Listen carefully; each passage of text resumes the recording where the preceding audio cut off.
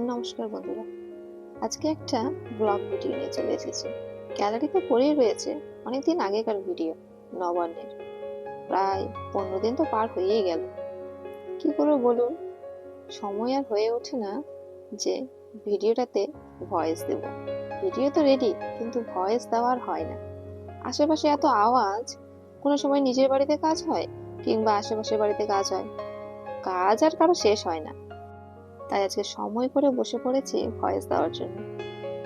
ভালো লাগলে অবশ্যই তো কমেন্ট করবেন, আর একটু মিনতি করব, ওটা ভিডিওটা দেখবেন দয়া করে। হ্যাঁ, অবশ্যই দয়া করবেন। ধৈর্যের জন্য ধৈর্যের জন্য তো আপনাকে অনেক অনেক ভালোবাসা এই পুরো ভিডিওটা দেখার জন্য। তবে দেখে যাবেন কিন্তু ভিডিওটা আপনাদের জন্যই তো বানিয়েছি। নবান্নের ভিডিও একটু ছোট করেই দিতে চেয়েছিলাম, কিন্তু কি করবো বলুন, কোন জিনিস বাদ দিব আর কোন জিনিস রাখবো, সবকিছু শেয়ার করা তো উচিত, তাই না? বাদ দিলে পারে ওই জিনিসটা দেখা হয়ে ওঠে না। কি করে বুঝতে পারবেন কেমন নিয়মে করি আমরা? মামার বাড়িতে থাকতে এই নবান্নের উৎসব কি মজা যে করতাম, কিন্তু এখন আর করা হয় না। এইখানে আসার পর তো একদমই হয়ে ওঠে না। এই প্রথম শ্বশুর বাড়িতে একটু সুন্দর করে করছি।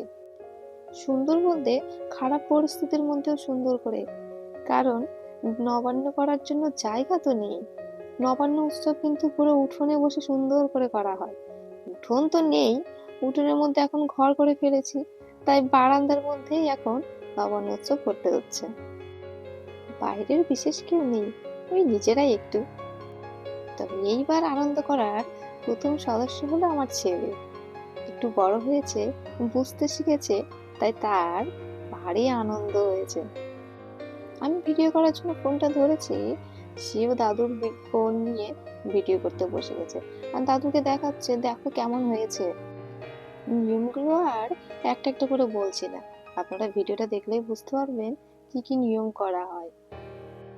আগে যখন ছোট ছিলাম তখন দেখতাম সব আশেপাশের আত্মীয় স্বজন, পাড়া প্রতিবেশী সবাই মিলে অনেক সময় একসাথে করা হতো এই নবান্ন উৎসব। এর বাড়িতে নবান্ন, ওর বাড়িতে নবান্ন, নেমন্তন্ন কিন্তু এক এক বাড়িতে লেগেই থাকতো। কোনো সময় সকালে বাড়িতে খাওয়া, কোনো সময় বিকেলে অন্য বাড়িতে গিয়ে খাওয়া, রাত্রে আবার অন্য বাড়িতে। কি যে দিন ছিল সেগুলো, ভারী মজাদার। আর সব থেকে মজার বিষয় ছিল পুকুরের মাছ। সে মাছ ধরাও কিন্তু একটা মজাদার দেখার জিনিস। এখন তো পুকুর তেমন নেই, মাছও তেমন দেখা যায় না। বাজারে গিয়ে কিনে নিয়ে এসে সেগুলো আর মজা কিন্তু পাওয়া যায় না, তাই না বলুন? নবান্নে আমার অবদান হচ্ছে সহকারী। আমি শুধু সব জোগাড় করে দিয়েছি, আর মা বসে বসে রান্না করেছে। সেই সকাল দুপুর বেলা, সকাল তো না, সকালের দিকে তো তেমন হয়নি, সকালে জোগাড় করতে করতে, পুজোর জোগাড় করতে করতে দুপুর গড়িয়ে গেছে। আর দুপুরের দিকে জোগাড় করতে করতে সেই রাত্রি 8টা বেজে গেছে। রাত্রি 8টার দিকে আমাদের পুরো রান্না কমপ্লিট হয়েছে। তারপরে হচ্ছে সেই নবান্নের যে সব আয়োজন, তরকারি রান্না, ভাত, 9 ধরনের আয়োজন করা হয়েছিল। সেই রান্না করতে করতে তো সন্ধে থেকে রাত অব্দি 8টা তো বাজলোই। তারপরে আবার সবার শেষে ভাজা করা হয়েছে। আর 2-4 জন নিজেরা মিলে নবান্ন উৎসবটা পালন করলাম। আপনাদের এই ভিডিওটা কেমন লাগলো অবশ্যই কিন্তু কমেন্ট করবেন। আর হ্যাঁ, না বলতেই নেই, আবারও অসংখ্য ধন্যবাদ পুরো ভিডিওটা দেখার জন্য।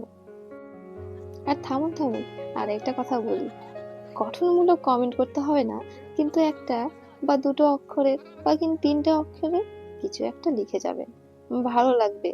কমেন্টটা দেখলে বোঝা যায় আপনি ভিডিওটা দেখেছেন। তাছাড়া কেমন করে বুঝবো বলুন যে আপনি ভিডিও দেখেছেন?